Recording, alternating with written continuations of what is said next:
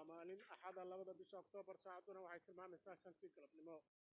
برنامجka dunida iyo maanta waxaad ku maqli doontaan kulan wada tasho ay maanta yeesheen xisbiyada mucaaradka ee Somaliland oo ay isla qaateen muddo kordhinta golaha kurtida uu sameeyay madaxweynaha iyaguna ay sameysteen ay sharci darro tahay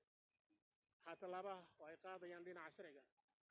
waxaan dee sharcina kuma salaysnayn dastuurna kuma salaysnayn marka inaanay sharci ahayn ayaa ugu muhiimsan sababta aan u marayno inaanu durro go'aanka mid taagnay sharci darro ku taagay ay noqonaysaa in sharci darrada sharci lagu taago ay noqonaysaa oo sharci darrada la diido la soo taago Iran 174 qof oo ku dhimatay isboosho ka dhacday garoon kubadda cagta oo ku yaala dalka Indonesia degmada Guridamole ee gobolka Liban oo ay ka socdaan dagaalo u dhaxeeya Oromada iyo Soomaalida qaar ka mid ah gobolada dalka oo ay ka socdeen dagaalo ka dhan ah shabaab lagana qabsaday qaybo ka mid ah meelihii ay haysteen shabaab oo haddana dib ugu laabtay gacanta shabaab arrintan maxay keeni kartaa intii dib u dhacay ay muujinaysaa in dadkii deegaanka inta la dagaalameen al-shabaab oo ay dawladda garab istaageen in dawladdu dib uga noqoto arrintaas waxaan isleeyahay arrin oo dadka dhiirigelinaysa ma aha intaasi waxaa dheer barnaamijkii mawjadaha baraaruga barnaamijka waxaa soo saaray xasan cali geelle waxaana idinla socodsiinayaa anigoo maxamed shiil xasan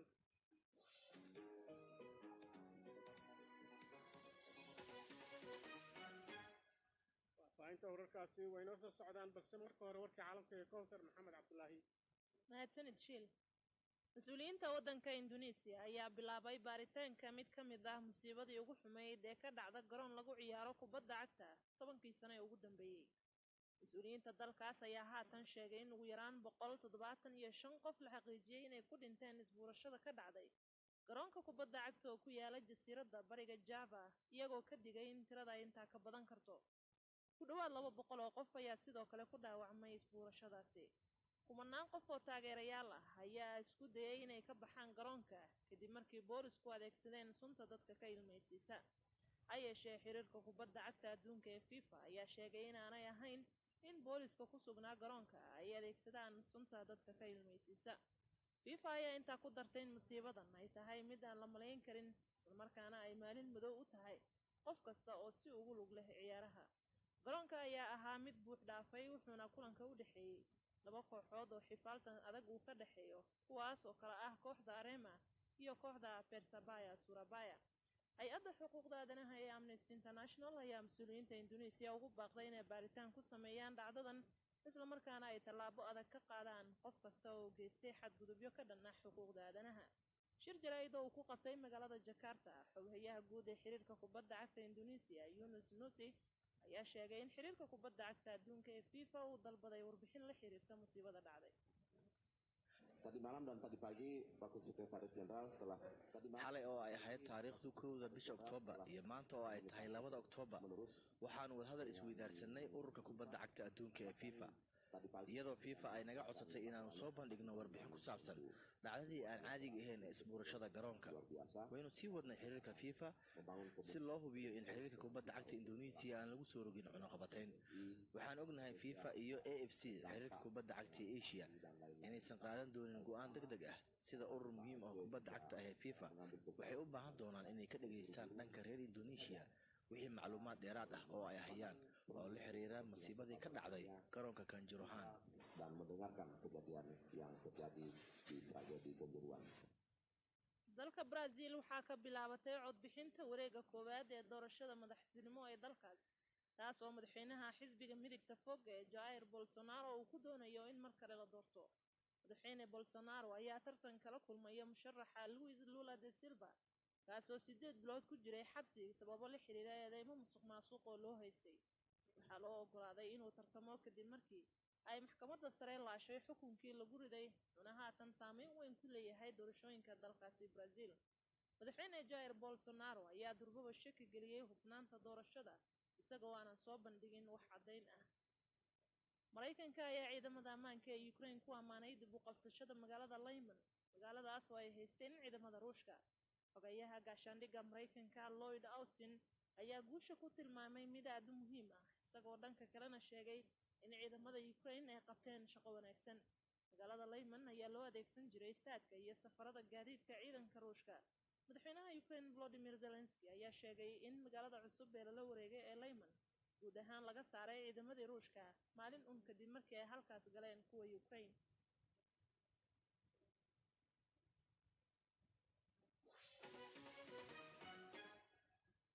raali hada dhegeystayaal codkaas markana koox u ololeysa xuquuqda aadanaha Iiraan oo fadhigeedu yahay dalka Norway ayaa sheegtay inay dhinteen 41 qof kadib markii ay jimcihii isku dhaceen ciidamada ammaanka ee Iiraan. isku dhacaas oo ka dhacay garoonka koonfurta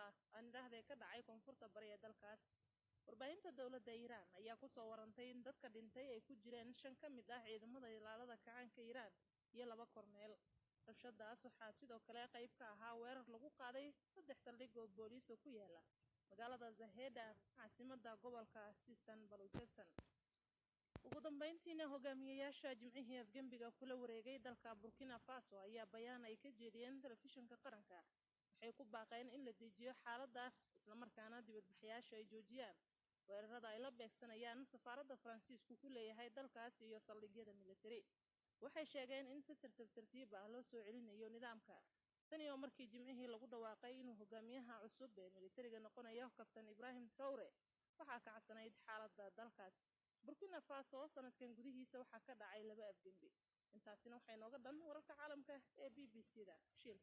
mahadsanid Kawsar Maxamed Cabdullaahi oo la socodsiinayay warkii caalamka.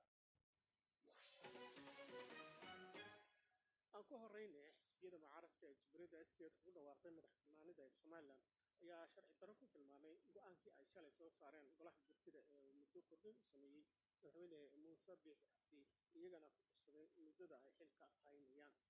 kulan ay maanta yeesheen ayay isla gaareen in ay samaystaan xubno sharci yaqaana oo dhinaca xukuumadda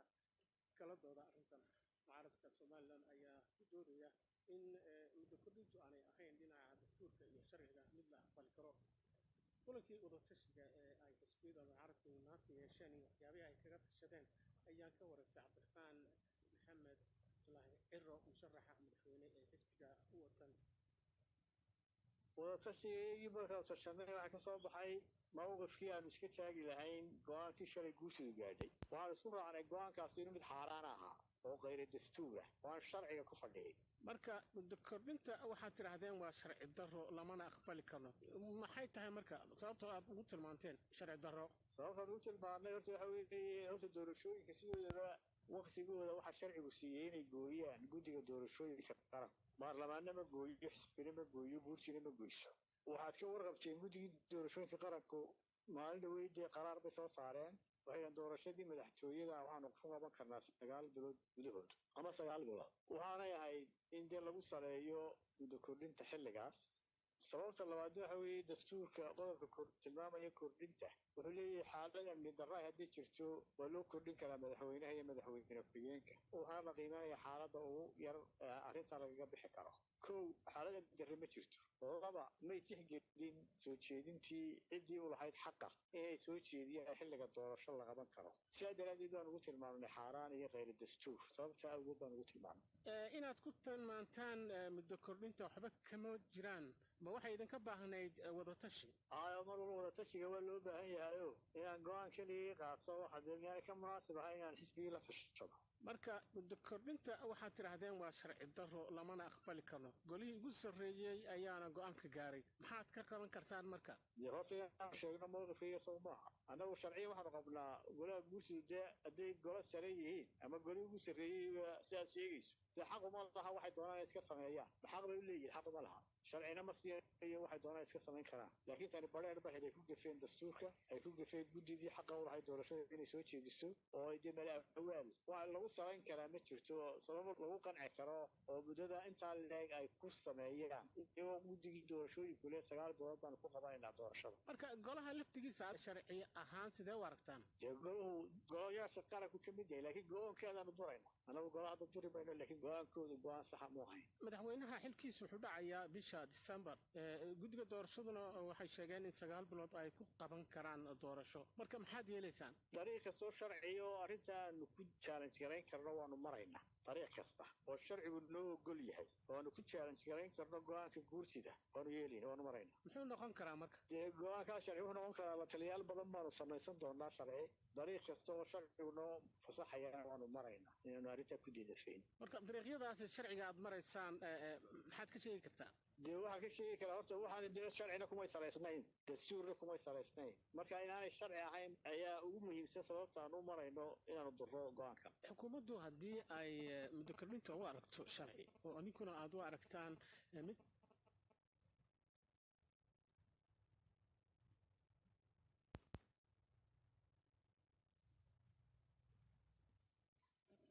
sharci daraa marka xaggee la aadaya sidaa kuu sheegay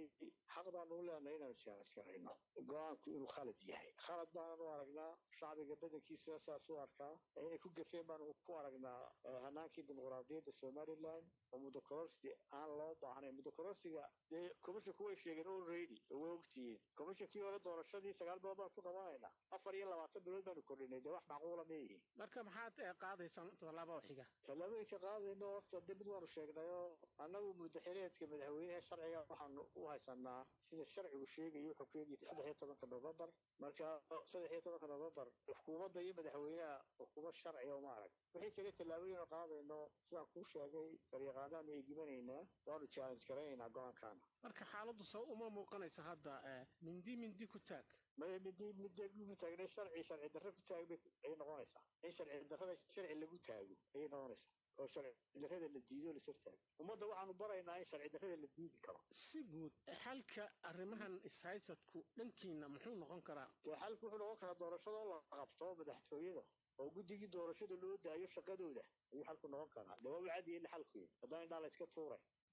cabdiraxmaan maxamed cabdulaahi musharaxa madaxweyne ee xisbiga wadani oo qadka telefoonka iigu warramayey haatana dhinacii facebooka waxaa qodobkan ka soo hadlay burhaan jacfar cismaan oo jooga muqdisho waxaana uu leeyahay arrinkani waa wax laga xumaado muddo kordhin loo sameeyey xukuumadda waxayna horseedi kartaa buu yidhi qalalaase hor leh taasoo dhaawici karta nabadii iyo kala dambayntii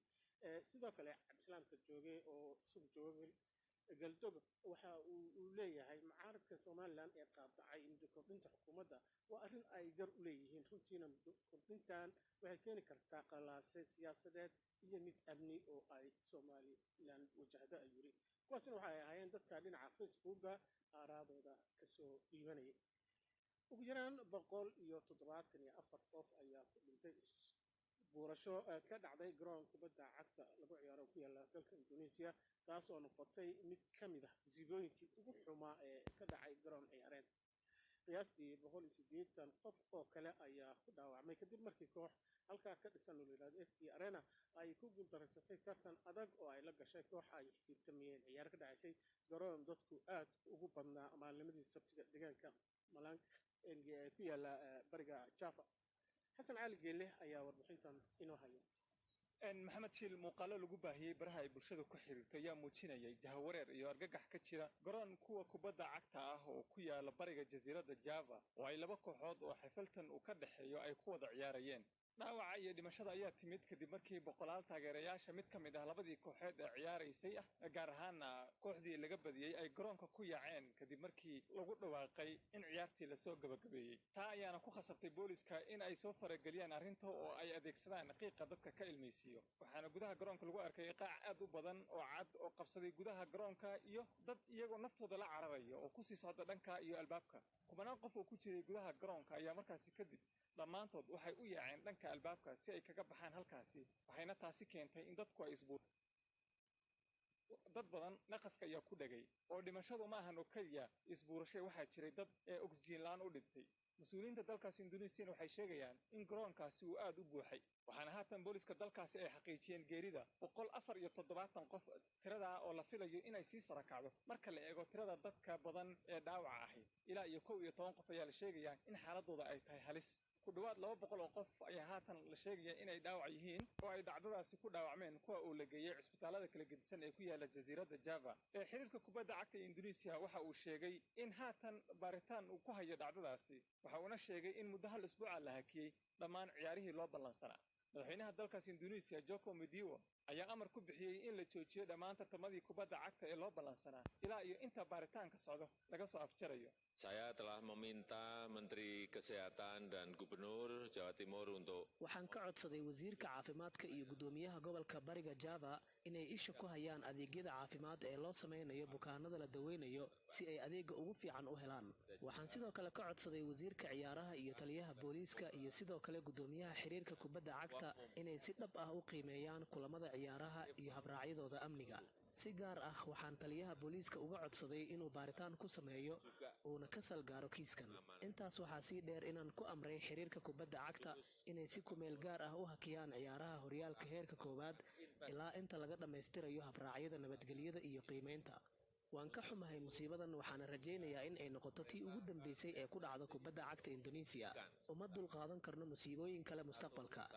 ciyaar jaceylka, bani'aadamnimada iyo walaalnimada qaranka waa in si wadajir ah loo xoojiyo. dan rasa persaudaraan bangsa Indonesia harus terus kita jaga bersama. maxamed shiil, dadka dhaawaca uu ka soo gaaray dhibaatada ka dhacday garoonkaasi waxaa ka mid ahaa ninkan oo lagu magacaabo Maxamed Riya, wuxuuna ka mid noqonayaa dadka ka badbaaday dhibaatada halkaasi ka dhacday. wuxuu BBC-da u sheegay in dhibaatadu ay bilaabatay kadib markii sunta dadka ka ilmaysiisa ay boolisku adeegsadeen oo ay ku soo tuureen gudaha garoonka, dadkuna ay ka yaaceen halkaasi. waxa uuna booliska ku eedeeyey in dadka ay ula dhaqmeen si ka baxsan bani'aadanimada.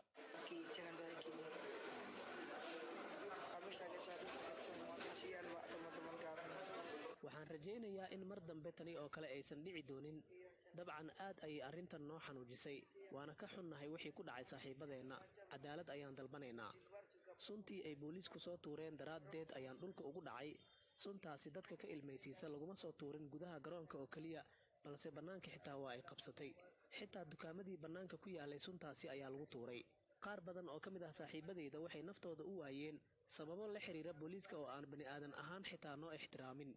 aad ayaan uga xunnahay sidii ay noola dhaqmeen, waayo dad badan ayaa arrintaas naftooda ku waayey. Bobby Propowa oo ka mid ah howlwadeennada caafimaadka ee jasiiradda Java oo ka howlgala mid ka mid ah cisbitaalada la geeyey dadka dhaawaca ahi ayaa waxa uu ka sheekeeyey xaaladda dadka dhaawaca ah ee loo keenay. waxa uuna sheegay in dadka dhintay intooda badan ay u dhinteen naqaska oo ku xirmay, arrintaana ay sababtay geerida tirada badan ee ka soo gaartay dadka garoonkaasi.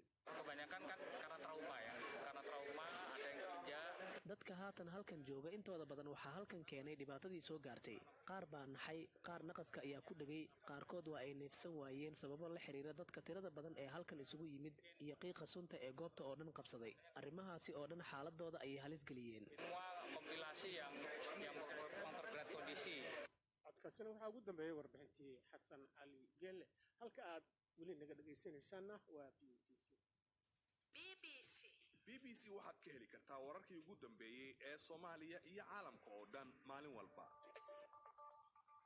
wararka ka imanaya degmada Guridamole ee gobolka Liibaan ayaa sheegaya in halkaas uu dagaal ka socdo kaasi oo u dhaxeeya Soomaalida iyo Oromada halka wada dega, iyadoo weli ay go'an tahay isgaarsiinta degmadaasi.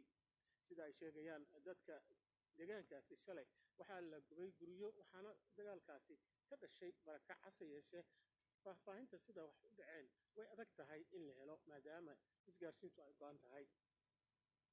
xarbi jaamac oo ku sugan magaalada Goday kana mid ah odayaasha Guridamole ee dagaalku ka socdo ayaanu ka wareysanay xaaladii ugu dambeeyey, waxaana uu u warramay Ismaaciil Buurgaabo. Guridamole sida hadda wararka aan ku helno ay soo qaadeen weyna haddana way joogsatay. waxaa laakiin jiro dadku waa isdhex degan yahay oo dad isdhex degan weeyaan qabala oo Soomaaliyeed oo gudaha ku jira oo maxaan ku raad degmada la yiraahdo Dumaal ka tirsan oo referendumkii Soomaalidu ku heshay. qabalahaas waa laba qabale, Dugdaabi iyo waxa la yiraahdaa Alla Shumay. wararkoodna soo gaarayaan oo shacabka iyo qabalaha nala soo hadlay inay Alla Shumay gurihii ay maanta galabta ay guryo badan ka gubeen. shacabkii Alla Shumay iyo kii Dugdaabina barakac ay bilaabeen iyo tax. intaas waa galabta hadda noogu dambeysay wararkana soo gaaraya. khadkii hadduu go'an yahay sidee lagu heli karaa xogta degmada? كل حتى دقمدو وياي كجرتا waxa jiro qabalayaal u dhow oo sida degmada ka tirsan telefoonada joogan baa jiro marka kuwaas baa maxaan ku raraa markay saacad laba maqnaadaan boo xogta aaga ka jirta ayaga soo gudbiyo marka taas lagu helayay wararkii maanta hadii aan helayay dagaalkan ugu dambeeyey uu ka duwan yahay habkii hore ee dadkan wada degan ay dirirtu u dhex mari jirtay maxaa ka duway maxaa soo kordhay oo kusoo kordhay dadka aagga wada degan ee soomaalida iyo oromada horta sideedaba dadka shacabka ee labada dhinac waa dad maxaan ku dhaha qarni soo wada deganaa dhaqan ahaan xataa isku wada dhow dad maxaan ku dhaha kala guursaday oo xidid iyo xigaala dagaalka matiisa waa asalkiisa waa dagaal maxaan ku dhaha ay wadaan dhanka maamulka laga wada mooyaane dagaal dhanka shacabka markaad hadda gudaha u gesho dhanka shacabka oromiya ma aha waa dagaal systemka ama qaab dhismeedka dawliga dagaal ka soo dhaweeyo in dagaalku xoogeysto oo dagaal intaa leeg uu degmada lagu soo qaado waxaa sababaya waxa weeyaan systemka dawliga baan u aaneynana arrintaan ay iyagu samaynayaan muxuu salka ku hayaa marka damaca maamulka aad eedeynaysid wax kaloo hadda uu salka ku hayaa anagu aan garanayna malaha waxa weeye markii kulamada hadda ka hor xilli kulan la isugu yimid hadda ka hor de waxay leeyihiin guradhaamole 370 kilomitr buu deegaankayo ka hooseeya waa ilaa baari dhulka markaad maxaan ku dhahaa kilomitr ahaan qiyaasta marka waa dhulsheegasho weeyaan dhulsheegasho weeye arrintaa odayaasha deegaanka guradhaamole wax badan bay ka hadleen wax kaloo meesha jira malaha ee dhulkan idinku maraydiina ka guura weeyaan waxa maxaan ku dhahaa salka uu ku hayo dagaalkan ilaa iyo hadda wax labada maamul idinka soo gaarayo waan nabadeed ah ama cid kale u istaagtay in colaadan iyo dagaalkan toddobaadkan in la joojiyo hadda dadkaan aan dirirsanahay maxaan ku idhaahda alla diris nagala dhigay matalan beri hadda aanan saa usii fogeen labada madaxweyne ku-xigeen baa deegaan ka tagay uradhaam way tageen labada degmoy tageen oo dhinaca kalena way tageen qodobaa la soo heshiiyo lagu dhigay ooy ka mid yahay in xabadda la joojiyo ay ka mid tahay maxaan ku idhaha in ciidamada la kala qaado in wadooyinka la furo wixii la kala dhexelayso dadkii dhintay laga wada hadlo waxyaabaha khilaafka yar yar ee jirana odayaasha ay ka wada hadlaan markaa dabadeedna maxaan ku dhahaa markii dadka la nabdiyo oo dadku nabdaan dabadeed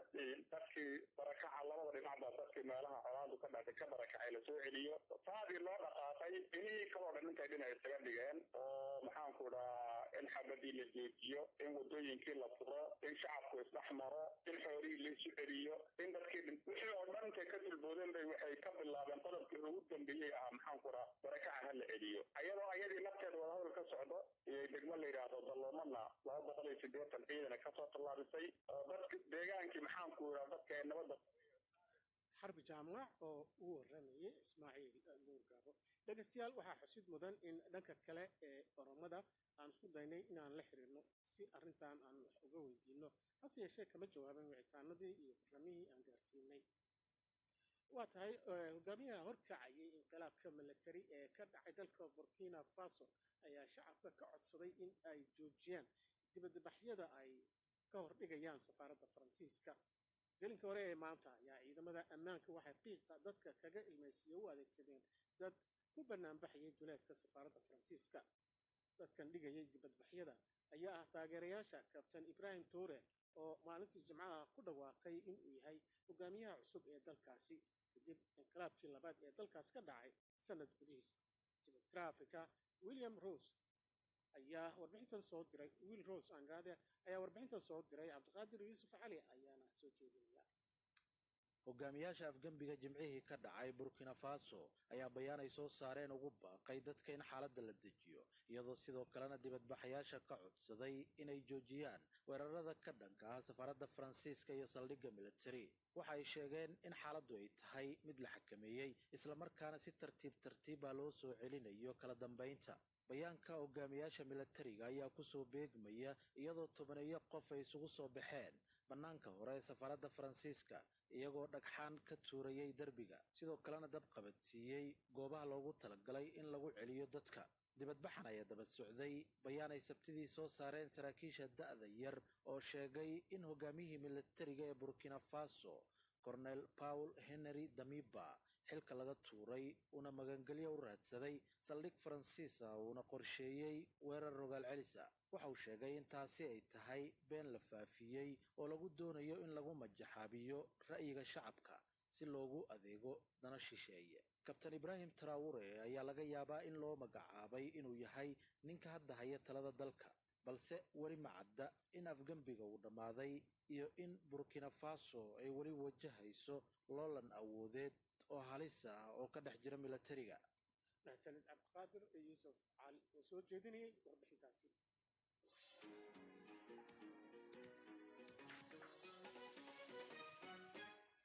qaybo ka mid ah gobolada dalka Soomaaliya waxaa ka socda dagaal u dhexeeya ciidamada dowladda iyo kuwa macawisleyda loo yaqaano oo dhinac ah iyo al-shabaab waxaana jira deegaano laga qabsaday al-shabaab hase yeeshee ay dib ula wareegeen kadib markii ciidamada dowladda iyo kuwa deegaanka ay isaga baxeen arrintaas khubarada falanqaysa arrimaha ammaanka Soomaaliya waxay ku tilmaameen mid dhibaato ku keeni karta dadka shacabka ah ee deegaanada inta la qabsado haddana laga baxay haddaba sababaha keenay in ciidamadu ay isaga baxaan deegaano ay hore u qabsadeen iyo waxa ka dhalan kara ayaan ka wareysanay Axmed Kaboole oo ka faallooda arrimaha Soomaaliya waxa uu warramay Foos Ciid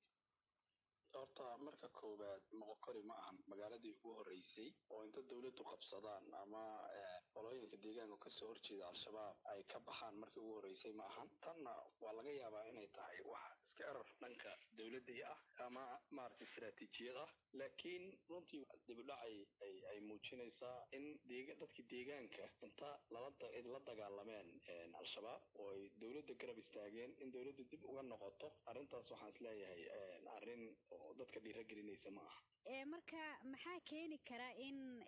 meelo dagaal badan loo galay la qabsaday gacanta lagu dhigay dawladda gacanta ay ku dhigtay dib haddana ay uga baxaan oo al-shabaab ay dib ula wareegto arrintaasi maxaa keeni kara waxaa keeni kara markii ugu horeysay oo dagaalka la qaadayay oo dadku hiiraan ka tageen nimanka al-shabaab oo deegaanada way ka baxeen waxaana moodaa si emotional ah in loo raacdaystay oo deegaanadii ay ka baxeen la buuxiyey horena runtii waa looga hadlay in deegaan kasta oo la qabanayo iyadoo loo diyaar garoobay logistic ahaan loo diyaar garoobay ciidan ahaan loo diyaar garoobay in deegaanka markii la qabto deegaan kale saas loogu sii socdo laakiin haddii intii emotional inta loogu galay kabacdina la celi waayo dhaqaale ahaan ama ha noqoto ama awood ciidan ha noqoto magaalada la hay weeyo dib loo soo noqdo runtii al-shabaab way ku soo noqonayaan meeshaasna dhibaato waxay gaareen dadkii shacabka ahay waxay dareemayaan marka in al-shabaab laga adkaa waayey oo mar kastaba soo noqnoqoshada magaalooyinka marna gacanta ka baxaysa marna dawladda gelaysa oo ay dhibaato shacabka ku noqoto inay bilaabaan marka inay la macaamilaan sidaas daraaddeed waxaan isleeyahay hadda magaalooyinka la qabto horena waa u sheegnay runtii in lagu galo si istiraatiijiyad ahna dadka loogu wareejiyo nidaam adag loogu sameeyo oo nidaam dawliya loogu sameeyo oo difaacyada dib looga soo bixin haddii difaacyada dib looga soo baxo al-shabaab way soo noqonayaan dadkii ku laynayaan dadkii markay laayaan dadki waxay bilaabayaan marka garba istaagga dambe ee weerarada dambe inay iska qayb qaadan sababta waxay maskaxiyan ay dadka ula dagaalamayaan oo ah war haddii aan maanta qabsanno meesha mar labaad way bixi doonaan yaa nooga wakiilo ah oo nafteenna nabadgelina marka waxay ku noqonaysaa runtii halganka shacabka ah dhibaato in tuulo inta la qabsado ama magaalo la qabsado dib looga noqdo marka ma laga yaabaa in qorshe kale ciidamadu ay damacsan yihiin oo keeni kara in hadda ay ka soo baxaan dabcan waa laga yaabaa oo ciidan aan istiraatiijiyad lahayn oo iska warqabin ma jiro laakiin annaga waxaan arki karnaa waxay tahay sawirka ah ciidamadii waxay qabsadeen moqokori dibay uga baxeen waxaa la wareegay al-shabaab maxaa soo gaaray ka shacabka sawirkaasaan aragnaa sawirkaasuna sawir fiican ma ahan waxaan rajaynaynaa in ay meelaha kaleeto la haysto la xoojiyo haddii meel kaleeto lagu duulayana ama ciidamadu ay sii soconayaanna mar kasta waxaa u fiican logistikada iyo ciidan ahaan iyo awood ahaan ayagoo isku tashaday in la qabto oo dadka deegaanka dhibaatay ku tahay hadda kahor baxdaa laga soo baxay ciidankaa qabsaday waa la soo noqdo dadkii ku laayeen deegaano kaleo saasay ku sameeyeen deegaan inta la qabto laga soo baxa mar kasta dadka deegaanka ayay dhibaato ku tahay nimankan la yidhaha al-shabaabku marka aad uga faa'iidaysanayaan howlahaas oo kaleeto markay soo galaan oo ay arkaan waxay leeyihiin yaa shala la shaqeeyey dadkii marka guryahoodii ka cararayaan guryahoodii markay ka cararaan waxaa inay kabacdiis dhiibaan oo ay macaamil la galaan oo al-shabaab deegaanka ku adkaysa waqti badan ilaa 14 sano deegaanadan ay haysteen dadka maskaxiyan ay u qabsadeen ilmihii 14 sano ka hor dhashay ay haddeertaan qoryuhu dhiibayaan waqti badan ay qaadanaya in lala dagaalamo oo deegaankaas awood looga saaro al-shabaab laakiin waxa loo baahan yahay waxay tahay maskaxiyan iyo in dhulka laga bilaabo dagaalka oo aan si emotional ah aan loo wadin ciidamaduna saasay ku socdeen ayaan isleeyahay ugu dambeyn maxaa ka mid ah dhibaatooyinka la filan karo in shacabka deegaanadaasi ay la kulmaan mar haddii gacan ku-hayntoodii dib al-shabaab ay ula wareegeen waad dareemi kartaa deegaan inta 14 sano nidaam dawliya ka maqnaay nidaamkii dawliga ku soo noqday mar labaad ay ka baxeen al-shabaabkii ay la dagaalameen soo galeen waxaa la dareemi karaa dadkii deegaanka inay dhaawacayaan dhaqaalahoodii inay dhaawacayaan horumarkoodii inay dhaawacayaan dadka niyad ahaan ay aad iyo aad ula dagaalamayaan marka dhibaata ka dhalan karta dhibaatadaas kala dhalanaysana marka deegaanka in ay gaar ku noqoto ay u badan tahay axmed kaboole oo u warramayay foos ciida haatanna ku soo dhowaada barnaamijkii mawjadaha baraaruga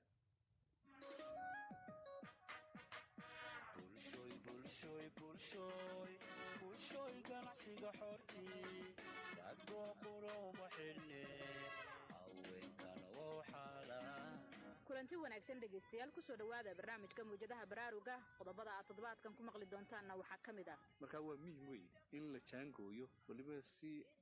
wanaagsan loo jaangooyo qiimaha badeecadda la siinayo waa yaasiin cabdiraxmaan caweys oo barnaamijkan inagala qaybgeli doono oo kaga hadli doono sida loo jaangooyo qiimaha ay tahay inaad badeecadahaaga ku iibiso adiga waxaan ku weydiiyey sideed wax u xisaabisaa maryaane aniga tusaalahaan shayga hadduu 10 kun iigu taagan yahay waxaan dul saartaa 2 kun ama 3 kun sidaasumaa loo dhaqmaa oo markaa sideed ka ogaan kartaa macaashka xaasilkaa iyo kharashaadka shaqada waa maadayskii taliya tacab iyo jilaayaashii maadayska oo qayb kaloo cusub inoo haya waxaanan meesha ka marnayn ka qaybgalka dhegaystayaasha oo barnaamijka nagula jira wadajir waxaa barnaamijkan idinku soo jeedinaya anigoo firdawso sheekh cabdiraxmaan ah iyo cabdilaahi jaamac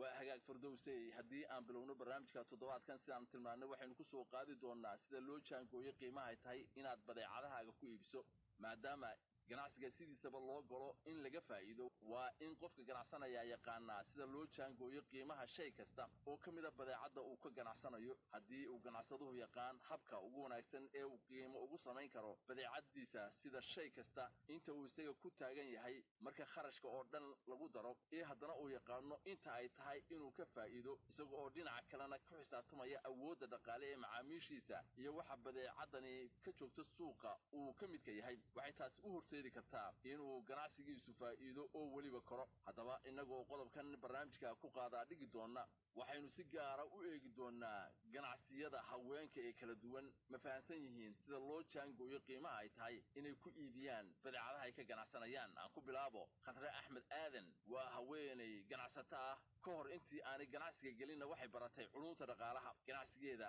ayay ku salaysay wixii ay cilmi ahaan u baratay oo ku jirto inay si habboon u jaangooyso qiimaha badeecadda ay ka ganacsato taasi oo siday sheegtay u sahashay in ay ganacsigeeda ku hogaamiso faa'iido iyo horumar khadri waxay ku ganacsataa magaalada hargeysa ee xarunta jamhuuriyadda goonistaaggeeda ku dhawaaqday somalilan ee hargeysa waa tan iyada oo u warramaysa muna dhakhtar oo goobteeda ganacsiga kula kulantay anagu waxaanu keenna waxa weeyaan maryihii iyagoo oon tollayn oo waaraad ah oo duubiya ah ayaanu dalabnaa markaanu keenno kulli way kala duwan yihiin waxa weeyaan midba qiimo gaaray leedahay midba waxay leedahay qaab gaara oo si gaara loo isticmaaliyo marka qiimeynta aanu ku sameydino markaanu ku qiimeydino shaygaasi imisaanu siidina kow waxaanu eegina maradaasi maalintan soo iibinay qiimihii ay nagu taagneyd alaabtii waa lasoo rariya qasab oo diyaarad baa lasoo saara marka qaarkoodna doon baa lasoo saara marka taasna kharash bay noqonaysaa cashuurtii haddana markay timaado taasina kharash gaaray noqonaysaa soo qaadistii xitaa lanoogu keeniyey goobtii ganacsigan ka shaqeydinay waxaasoo dhan wada kharash weeyaan in aad xisaabisid ah intaasoo dhan marka la xisaabiyo ayaa loo geydiyaa marada intii lagaa soo siiy intaa markaad eegtid baad qiime intay faa'iido kuugu noqonaysaa saasaan markaa badeecadahaanu keenna oo dharka ah aanu u xisaabina tusaale ahaan haddaan soo qaato iminkoo kale dharka qaarkood baanu yaardigiisa ama waarkiisa aanu siinaa $3 kaasoo kale wuxuu nagu taagan yahay markaanu soo iibino $2 buu nagu taagan yahay marka loo geeyo soo qaadistii iyo cashuurtiiyo wixiina waxay noqon karta badh markaa shaygaas wuxuu igu taagnaadiya $2 iyo badh halkaa mari anu markaan iibidiyo $3 baan siidiya 0.5 kaas kale een saartay waa faa'iidadii aan anigu ka daba heli lahaa ganacsiga ama maxaan ku yidhaa alaabta aan keenay saasoo kale baa markaa loo qiimeeya qiimeynta marka la sameeyo markaad qof wax ka iibinayso ee uu kaa iibsanayo baayactan baa la galaa qofku markuu kula baayactamo iyo marka aad intaasaan siinaya aad ku tiraahdo halkeed ku joojisaa horta kolley aad u sheegtid qiimaha u horeysa aad sheegtid way dhacday inuu qofkii kula baayactamo qofkii markuu kula baayactamana hadday ugu badato waxaad siin karaysa nambarka aanad daafi karayn ee adna khasaare aan kuugu alaabtaasi dee aanay khasaare kuugu imanayn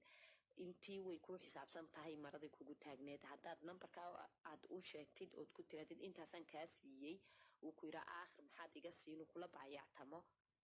qiimihii waxaad u sheegsaa aanad daafi karayn ee inta haddaad ka hooseysid ee khasaare aad adigu ku galaysay markaa kolley faa'iidada marka la saarayo waxa lagu xisaabtamaya intee in leeg baad maradan intii kugu taagan tahay iyo maxaad ka faa'iidi kartaa qofka marka wax laga daydiyana faa'iidadii adig aad saaratay unbaad in ka kacaysa si uu qofkan inaad alaabta u helo adiguna isla markaana aanad khasaarihii ku dhicin khatra waa ay mahadsan tahay waxaa sheekadeeda ka duwan najmo maxamed xasan oo ka mid ah haweenka ganacsatada ah ee ku nool magaalada baydhabo inkastoo ganacsigeeda uu u kala socdo najma haddana ma fahamsana faa'iidada uu ganacsigeedu u leeyahay inay shay kasta u jaangooso qiimaha ay ku gedi lahayd kaas oo ku salaysan waxa uu ku taagan yahay iyadoo lagu darayo qarashaadka kale ee saaran sida xamaaligii lagu soo qaaday canshuurta dowladda hoose ee laga qaado iyo waxa kaga soo hagaagaya kirada meherada ay ku jirto keliya waxa ay taqaanaan najmo in shay kasta ay ku gado ama ay saarato waxa ay isleedahay wuu kaaga baxaya waatan najmo maxamed iyadoo arrimahani uga waramaysa wariye muxiidiin xusni oo ka tirsan warbaahinta warsan media network oo goobteeda ganacsi ku booqday badanaa waxaa kasoo adeegtaa hal nin oo magaalada joogo saa wada ognaa qofba qofuu ku xiran yaha ninkaasaa badanaa kasoo iibsadaa oo wixii markaas adi lacagta markaas magaalada joogto badanaa igu siiyaa marka aad keento goobtii ganacsiga ee xaafadda aad ku iibiso qaabkee dadku uga iibisaa badanaa ani haddii u badato 2,000-3,000 saartaa waayo saa wada ogna xamaaliga wax dhan kuu soo qaadaayo subax kasta ninaa kuu soo adeegaayo gurigaaga markaas soo qaadato adeega suuqa aad degta guriga asaa kuu geynayo asna lacaguu u baahan yaha badanaa ana faa'iido maba ka helaba lafahooda ku xigiya aad bay u mahadsan yihiin haweenkaasi firdowsi ay ganacsatada ahaa ee kala joogay magaalooyinka hargeysa ee baydhaba waxay ka hadlayeen sida ay mid waliba ganacsigeeda u jaangoyso qiimaha ay ku iibinayso badeecadaha ay ka ganacsato haatan waxaa barnaamijka ku soo biiray aqoontiisa dhaqaale inala wadaagi doona dhaqaalayahan yaasiin cabdiraxmaan caweys oo ka mid ah khabiirada barnaamijkan mawjadaha baraaruga la wadaaga haweenka ganacsatada ah wixii khibrada ee dhaqaalaha la xidhiidha isaga oo maanta diyaar u ah inuu faahfaahin dheeraada inaga siiyo sida ay tahay in loo sameeyo jaangoynta habboon ee qiimaha la siinayo badeecadaha laga ganacsanayo waa kan ugu horreynba isagoo arrinta ka hadlaya dhaqaalayahan yaasiin cabdiraxmaan caweys waxa weeye marka laga hadlayo jaangoynta qiimaha badeecadda oo qofka ganacsadii uu doonaya inuu kaga iibiyo macmiilkiisa waxaa jira kharash marka hore uu ku taagantahay badeecadda uu soo iibsanayo kadibna wuxuu eegaa kharashka ay ku taagantahay badeecadda inta uu leegiyo marka uu ogaado ama waxa weeye inta ay ku taagantahay badeecaddaasi marka ogaado ayuu kadib wuxuu jaangooyaa maxaadna ku iibin karaysaa marka halkaa wuxuu ka eegayaa intan ay kugu taagantahay maxaad adiguna sii dul saari karaysaa marka intaa uu ku darayo noqonaysa markaa qiimihii ay ku taagneed oo lagu daray qadarka lacagta ee kale uu halkii shay uu doonayo inuu iibiyo inuu kusii dul daro deetana si ay usoo baxdo qiimaha uu hadhow ku iibinayo uu macmiilkii kaga iibinayo intaa uu ku daraya waxaa laga rabaa inay ka dabasho dhammaanba kharashaadkii kale ee waxa weeye meheradu ay gelisay sida tusaalehaan kiradii laydhkii biyihii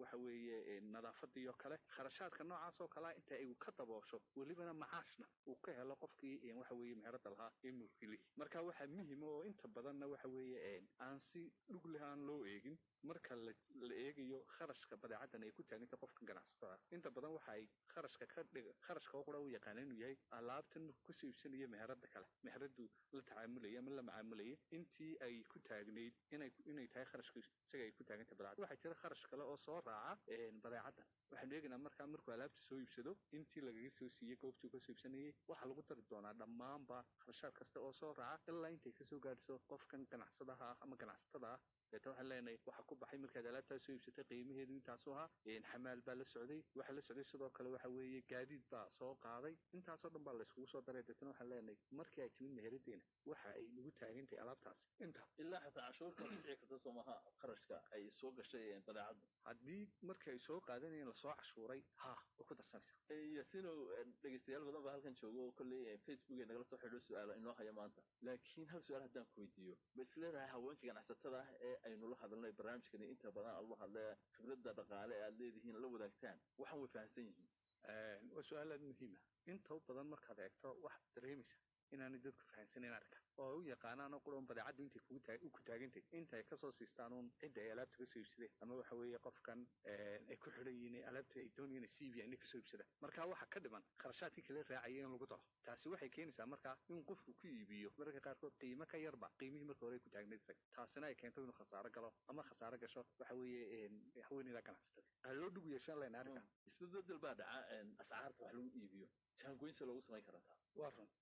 mararka qaarkood waxaa dhacay in badeecadan qofku soo iibsanay ama qofka ganacsaday ama haweeneydan ganacsatada ay soo iibsanayso in marna qiimuhu kor u kaco marna qiimuhu hoos u dhaco laakiin innaga inta badan waxaynu aragnaa in badeecaddu ay kor u sii kacdo marka qaabka uu ku jaangoyn karaya waxa weeye kharashka ay kusoo gelaysaa waxa weye waa inuu mar walba qaato qiimaha markaa badeecaddii u dambeysay ay marayso kale dabeetana uu ku daro waxa weeye qadar uu markaa isu leeyahay kharashka kalena way kaa daboolaysaa isla markaana waxay samaynaysaa macaashna waa laga heli karaya iyadoo weliba uu eegayso weliba qofka haweeneydaasi marka ganacsatadii inay qiimaha marka ay jaangoynayso waa inay eegtaa waxa weeye ganacsiga kala dhigeeda waa inay eegtaa si ay ugu iibiso markaa waxa weeye qiimo ay kula tartami karayso ganacsiga kale cabdilaahiyo waa uu mahadsan yahay khabiirka barnaamijka oo uu toddobaadkan marti inoogu yahay dhaqaalayahan yaasiin cabdiraxmaan caways oo aanan ku soo noqon doonaa si uu uga jawaabo su-aalaha dhegaystayaasha ee barnaamijkeenan la xidhiira balse haddii aan kusii socdo qaybaha kale ee barnaamijka maxamed cabdulaahi maxamed waa wiil bartay culumta dhaqaalaha waxaa muddo ganacsi kusoo jirtay walaashii waxa uuna ka taageeray sida ay u jaangoyn karto qiimaha badeecadaha ay ka ganacsato si cilmi ah iyada oo ku xisaabtamaysa wax kasta oo qarasha oo ka galay alaabahaasi waa kan maxamed cabdulaahi oo wariye raxmo xasan maxamed oo ka tirsan warbaahinta goobjoog ee magaalada muqdisho arrintani uga waramaya qofka aa businesskeeda u jaangooyey waa walaashe waxaa ka saaciida ugu horeyn marka aa business aad bilaabayso waxa aad soo gadatay hal maray ku wada imaahayaan laakiin waa sheego kala duwan qiimo kala duwan aa kusoo kala gaday inaa u kala saarta marka shay walbo qiimaha aa kusoo gaday iyo marka lagu daro baski lasoo saaray oo xaafadda uu keenaya qiimahooda lacagta canshuurta markaa ku darto kabacdi aan gooni uga bixiya marka wixii faa'iida iyo wixii ka gala oo lafaa waxaa u kala baahan tahay inaa sheeyada kala duwan midna qiimo yar oo kugu imaaha midna qiimo badan inaad kala saarto ayagana oo aad u kala saarto mid walbo iyo faa'iidada fuuli karto inaad u samayso una jaangoyso mid walba xaddiga faa'iido oo fuuli karo waxaa marka u kala xadeeyey inay kala taqaano shay walbo inta faa'iido oo fuuli karto aad buu mahadsan yahay maxamed cabdilaahi maxamed waxa uu joogay magaalada muqdisho haatan dhinaca diinta islaamka aynu baydhno toddobaadkanna waxaynu eegi doonaa fiqiga islaamka ee dhaqaalaha ku wajahanima ka hadlay sida ugu habboon ee loo jaangooyo qiimaha badeecadaha lagu gadayo iyadoo oo aan bulshada badeecadaasi u baahan aan la dhibayn ganacsaduhuna aanu khasaaraynin sheekha toddobaadkan ee barnaamijka inagala qaybgelaya waa sheekh cabdinuur axmed cali oo ka mid ah culimada puntland dadka wax iibinaya inay maaragtay sicirka sameeyaan oo sicir ay macnaha sameeyaan oo sicirkaas waxa weeye ay ka jaangooyaan sharciyada islaamku maxay ka qabtaa ku madaahibta islaamku waa isku khilaafeen nin badan oo ka mid ah waxay yidhaahdeen ma bannaana qaybna waxay yidhaahdeen waa bannaan tahay waxay u daliilsan ilaahay subxaana watacaala qowlkiisa kariimka ayagoo ka soo qaadanaya ilaa an takuuna tijaaratan can taraadin minkum ayagoo aayaddaas u soo qaadanaya ayaa waxay dhahen waxaa bannaan in tasciir la sameeyo tusaale ahaan oo kale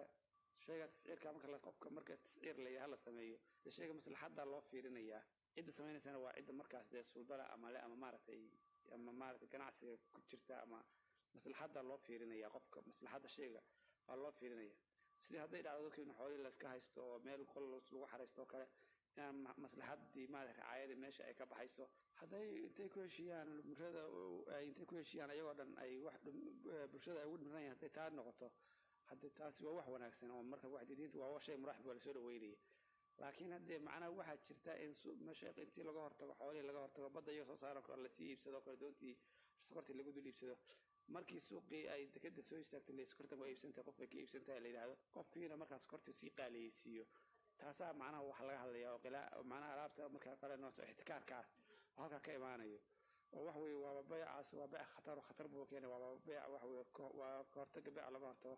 taas maaragtay ama tusaale kale wuxuu samaynayaa shaygan $100 buu kusoo gatay qofku wuxuu ka siinayaa 120 kan kalena 135 buu ka siinayaa kan kalena 168 buu ka siinayaa macnaha waxaa raasida macnaha suuq marka lagu dhibaateeyo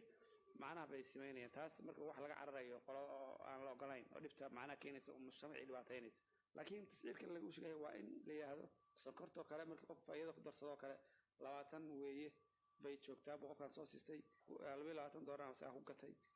wax ka badan lama siin karo. aad ayuu u mahadsan yahay sheekh cabdinuur axmed cali oo joogay magaalada garowe inta aanan u gudbin maadeyska taliya tacab oo inagu soo fool leh aan mar kale dib ugu laabanno khabiirka barnaamijka waana dhaqaalayahan yaasiin cabdiraxmaan si uu uga jawaabo su-aalaha dhegaystayaasha ee barnaamijkeenan dadka su-aalaha qabana waxaa ka mid ah magacaygu waa abdiqaabo xaaji galab oo barca jooga su-aashaygu waxa weeyaan jaangoynta qiimaha badeecadaha xal ma u noqon kartaa sixir bararka iyo korokaca ku yimaada had iyo goor maciishada cabdikhaaliq haddii aynu ka jawaabno su-aashiisa haddii dalabku shay mucayan oo kor u kaco kale ay baahidiisu yaraato oo kale tusaale ahaan taasi waxay keeni kartaa inuu qiimihiisa hoos u dhici karo maadaama baahidiisu yar haddii shaygan baahidiisu badantayna taasina waxay keeni kartaa in waxa weeye ay u qiimihiisu kor u kaco dhanka haddaynu ka egno maadaama inagu nahay suuq xor oo furan oo ay tartan ku jiraan ganacsatadu waxaynu odhan karnaa waxa weeye waxaa jaangoyn karaya mararka qaarka waxa weeye baahidii iyo hadba agabka iyo adeega suuqa yaalla laftigooda ayaa jaangoyn ku samayn karta sida dalaga beeraha oo kale waqtiyada roobabka oo kale waxa weeye dalaga beeraha kasoo gaca uu bataa qiimahooduna hoos buu dhaca haddii waqtiyada kale ee jiileerka oo kale waxa dhacay in wax soo saarkii dalagu uu yaraado taasina ay keentay qiimihiisu inuu kor u kaco magacaygu waa jaamac maxamed xirsi waxaan joogaa degmada gaashaamo gaar ahaan magaalada kaam cumar ee ku taalla banka xaguga su-aashaan khabiirka barnaamijka weydiinaya waxay tahay ganacsiga muhiimad intee leeg bay u leedahay in la jaangooyo qiimaha lagu gadayo badeecadaha inagoo weliba og in hadda uu jiro sixir barar oo labada cisho ee siga uu qiimuhu kala duwan yahay haddii aynu ka jawaabno su-aasha aynu soo weydiiyey jaamac jaangooyinta la jaangoonayo qiimaha la siinayo badeecadda waxay muhiim tahay jiritaanka iyo waaridda ganacsiga haddii aana qofka ama haweeneyda ganacsatada aanay garanayn waxa uu sheegani ku taagan yahay iyo waxa ay siinayso taasi waxay keenaysaa inay shayga ku iibso khasaare oo waxa weeye taasi hadday khasaare ku iibsana taasi waxay keenaysaa in raasamaalkeeda marka dambe uu sii yaraado ee marka dambena meheradu ay kacdo marka waa muhiim weeye in la jaangooyo weliba si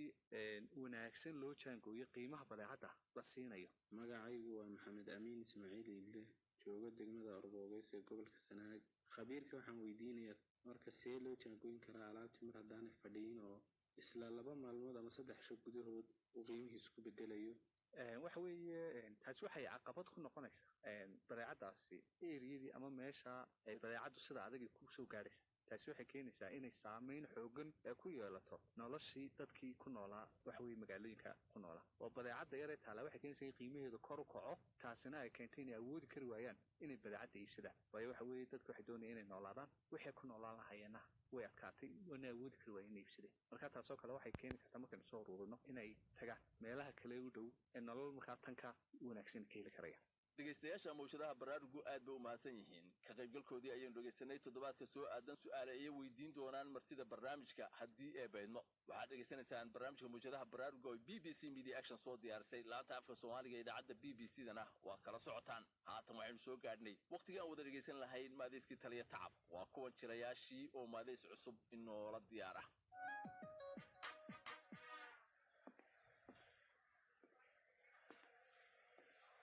wanaagsan maryanay maxaad ku barideen wacan oo wanaagsan hibooy nabad baan ku barinay idina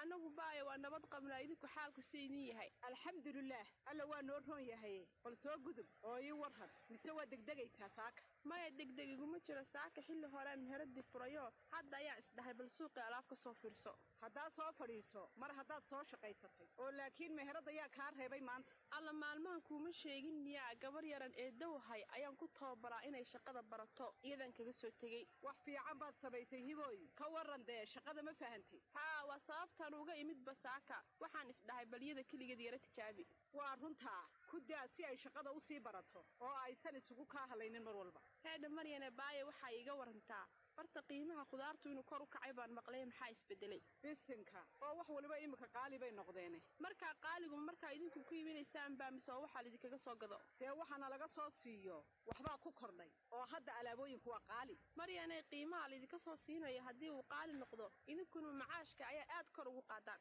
may bisinka kharashaadkii kale oo dhani miyaanay la socon kharashaadka kale waa kuwee intaan macaashba la gaadhin gaadiidka shidaalkiisii baaba qaaliyooba shaqaalihii kiradii waxaasoo dhan miyaanay xisaabta ku jirin oo baaya waxaasoo dhan miyaanu macaashku ka tirsanayn maya kuma jiraan ee adiga waxaan ku weydiiyey sidaad wax u xisaabisaa maryanay aniga tusaalahaan shayga hadduu 10 kun iigu taagan yahay waxaan dul saartaa 2 kun ama 3 kun sidaasunbaa loo dhaqmaa oo markaad sideed ku ogaan kartaa macaashka xaasilka ah iyo kharashaadka shaqada dhabbaaye maba kala ogaado malaha waa halkani mar walba xisaabtu igu dhex go'do ta kale miyaanad suuqa la socon sixirku kolba halkuu marayo maya baaye macaan haddaan xataa la socdo waxaa iga khaldan sida xisaabta loo kala jejebinayo waa waajib inaad suuqa ka war hayso iyo isbeddelka jira iyo weliba sida kharashka loo qayminayo haddaad kharashka jaangoyn weydo sow faa'iidadii dukaankaad ku wadi lahaydun dib u cuni maysid maryanay maanta wax badan baan kaa faa'iiday oo ah sidaan u jaangoynaya kharashaadkayga oo dhan waa si fiicane hibooy khaladaadka noocaasoo kaliya waxay curyaamin karaan ganacsigaaga ka taxadar baaye waan qaatay taladaasi waxaan ku weydiiyey cashuurta miyay ku jirtaa kharashaadka aad ii sheegisa horta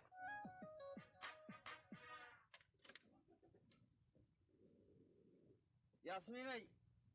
alla waa walaalkay faysal soo kor gaadhiga walaal maxaa ku lugaysiiyey wal iska waran iska lugee baan lahaay ina mari maxaa ku lugaysiinaya sawdiga rugta ganacsiga oo dhan guddoomiyaha u ah walaal sawtan fadhigiiga batay wixii hadda ka dambeeya socod baan goostay inaan xafiiska ku gaadho waa sax hooyo ka warran bal saaka maan soo marin be hooyo waa wanaagsan tahay horta waxaan ku odhan lahaa hambalyo hambalyo maxaya walaal dee horta hambalya dheh dee wixii sheeg maxaan hambalyo ku idhahdaa faysalow ma walaasha ayay kuu hambalyaynaysaa ayaad hambalyo odhan karayn horta ma ilmahaygii beriga hore dhashay baad iigu hambalyaynaysaa maya dee gabadha cusubaad guursatay yaasmiin imaad ilaahay ka yaabtid gabadh noociyee baad ka hadlaysaa gabadh labaad baad guursataan maqlay walaal gabadh labaadaan guursaday ma jirto walaal gabadh labaadaan guursaday ma jirto warkaasina waa been haddaa lacagtaadu halkay ku baxdaa haddaad gabadh kale ku guursan wadna aad gabadh kale ku guursatid malihida way kaa muuqataay walaal gabadh labaad maan guursan baan ku idhi anigu hayee balwadna malihida lacagtaadu halkay tagtaa lacagtan aad ka hadlaysaa waa tee horta waxaan ka hadlayaa lacagtaad adigii hodan shaqaysaan ee aad goonnida la noqotay waxaan ka hadlayaa lacagta adigii hodan shaqaysaan ee aad goonnida la noqotay yaasmin walaal gaadhiga ma waxaan ku soo saaray inaad idhibto waad ogtaho wanaaggaagan jecelahay laakiin adigoo reer leh ilmana kuu dhasheen inaad dhaqaalahaaga ku ciyaarto may ahayn weli walaal waad iga galdaran tahay waxaan kula jecelahay inaad si mas-uuliyad leh aad dhaqaalaha gurigaaga u maamulato ilaa hadda waxaanan garanaynba waxaanaad ka hadlayso iyo mas-uuliyad darrada aan sameeyey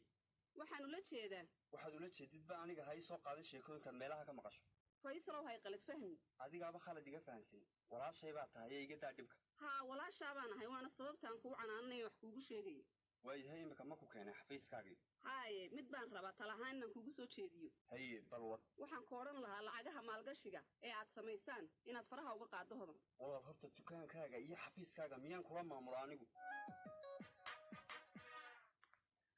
isirey ma halkan gudahaad ku jirtaa ma jaamac baa hore u soo soco halkan baan fadhiyaay iska warran isirey waa la wacan yahay adigu reerihii ka warran sidoo kale isirey waannu fiicannahay moolkii weynigii dib habeen ku samaynay kowdhe kow haamihii yaryaraa ee debdemiska iyo leydhkii iftiinka badnaa weynagii ku xidhnay waa yahay waxaan islahaa qorshee sidii shaqaalaha moolka loogu tababari lahaa isticmaalka haamaha yarar ee debdemiska shaqaalehee markaa ma kuwayga mise kuwa kale dee shaqaalaha meheradaha moolka ka shaqeeya oo dhan oo shaqaalahoo dhan sidaynu u gaadhaynaa markaa maana ii shaqeeyaan sawdadyo u kala duwan lama joogaan dee waa in lagu qanciyo wakiilayaasha meheradaha laguna baraarujiyo muhiimadda tababarkanu leeyahay oo sideen ugu qancinaynaa inay tababarka u baahan yihiin yaase la hadlayo oo u sheegaya dee adigu isirey miyaanad ahayn mulkiilihii moolka lahaa ma meheradaha oo dhan baan mid mid u maraa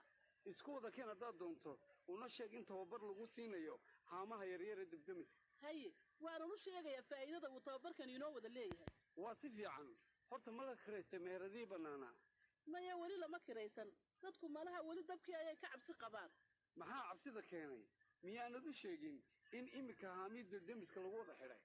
mayaa u sheegaye weli cabsi baa haddana jirta way iskala qabsan doonaane horta isrey miyaan kuu sheegay inaan hool dhisay hool nooc ma aha hool xafladaha iyo munaasabadaha loogu talagalay dee waa si wanaagsan dee waa si wanaagsan looma baahna isrey adigu dad badan baad ku xidhan tahay hoolka xayeysiis u samee oo ciddii u baahan u soo tilmaam waayahay waan u soo tilmaami doonaa ciddii u baahane oo horta ma meel fog buu ku yaallaa jaamacow ma foga waa hool casriya waa ku kaa igu hallee horta jaamaco waxaan ku yidhi hee tababarkan aan bixinayno ka waran haddaan lacag ka qaadno dukaamada shaqaalaha ay soo dirayaan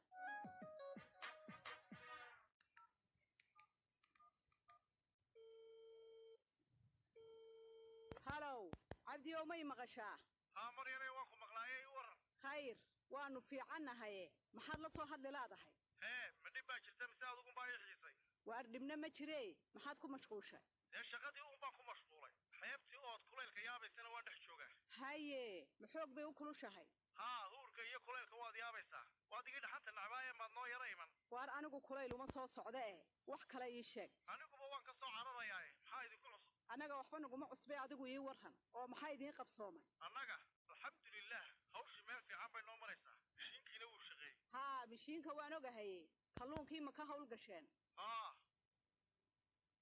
in horeba uu kalluumaysi tegey dee kalluun badan uuna soo helay kaalay arag kalluun badan ayaanu soo wadnaaye adigay kuu taallaa meeshaad tallaagad ka helaysa kuu qaada waar kalluunka inaan dhulkaba la dhigayn baan u malaynayaaye ee keena uun idinku oo waayo maxaa soo kordhay dee faa'ise ayaa goor dhowaytay ila hadlaysay oo waxay igu tiri dalab badan baan hayaa haddaba waa si fiicane annaguna mar dhow baan soo baxaynaaye la socodsii waa si fiicane horay u soo baxa oo qunyar soo socda waayahay waannu is ilaalinaynaa ilaahay baa wax ilaaliye halow may maqashaa caddiyow haa si fiican baan kuu maqlayaa haylaawi saalax inaad kala dardaaranto inuu mishiinkaa cusub iyo doontaba dar yeelo waayahay ya cali la hadaloo u sheeg shaqo badan baa inoo taalla inuu ka diyaargaroobo waa rune adiguna kula dardaaran haye inkastoo saalax shaqadiisa ka adag yahay qadar alluunbaa markii horeba ku dhacaye caddiyow adiga maxaa kuu diiday inaad la hadasho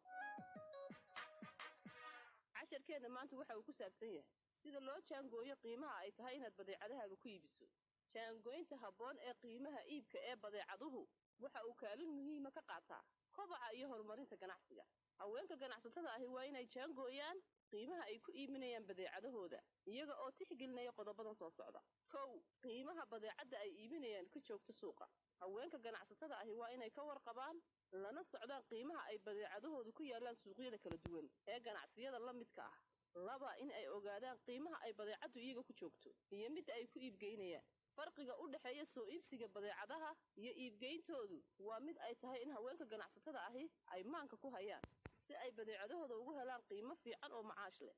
haweenka ganacsatada ahi waa in ay ka warhayaan isbeddelka sarrifka lacagaha waayo isbeddelka sarrifka lacaguhu wuxuu qayb ka qaataa jaangooynta qiimaha iibka badeecadaha macallin haddaanu qodobadan raaci weyno maxaa ganacsigayga ku dhici kara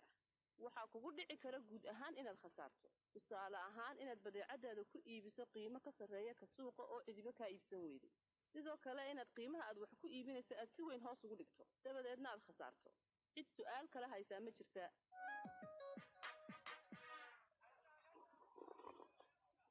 wariyaha xuseen abal iyo warbaryaha ismaynaa aragay maqaaxidiina waad goysay warshaa kulula madaba lagu kariyey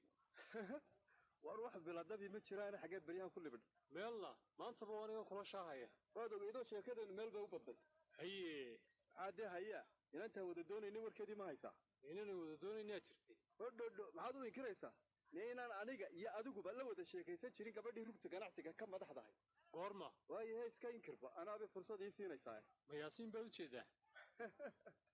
markaan ku idhi fursad baabaad ii siinaysaa ayaad soo xasuusatay soo maa waxaad moodaya inaad qof kale ka hadlayso ha ismoodsiine iiga warran yaasmiinta aad sheegaysa laftigeeda weeye axmedow inantaa warkeedu igu yaryahay haddaba anaa kuu hayo warkeedii ugu dambeeyey haye horta inantu siday guddoomiyaha rugta ganacsiga u noqotayba rag iyo guurkoodaba way ka fogaanaysaa dee waa malahayga wajigadaad la weynaatay kollay uma warli ide kii dhaqaalayahankii caawin lahaana xataa baryahaba bay ka sii jeesataa layidhi jaylaani soo ma ahayn magaciisu haye dhegayso ninkii xadhiggaa loo jar axmedow ma daacba hadda yaasmiin kaa hayaa labadeennaba damacuu inagu jiraaye keennee markiisa istijaabinaya waar malaha anigaad igu sahaminaysa kugu sahamin maayee haddaad baqanaysa ii sheeg anaa soo rogaal celine waar anigay wixii dhowdhowi hor waxba kuuma dhadhooye aniga iiddaa waar haddaan kuu daayo sow sidii jaylaani lagu soo tuuri maayo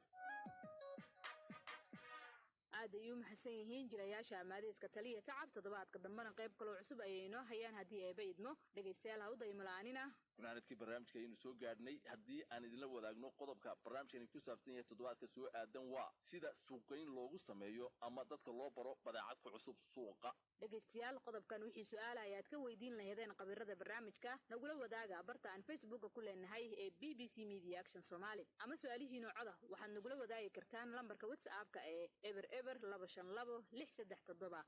eber 1939 barnaamijka mawjadaha baraaruga ah toddobaadkan dhegaystayaal intaasi ha inoo joogo waxaa barnaamijkan maalgeliya hay'adda iskaashiga dibadda u qaabilsan dalka Norway ee marka magaceeda lasoo gaabiyo loo yaqaan NORAD toddobaadka soo aadan haddii eeba idmo inta ka horreysa waa firdaws cabdiraxmaan iyo cabdilaahi jaamacood ku dhaafi doona intaa iyo nabadgelyo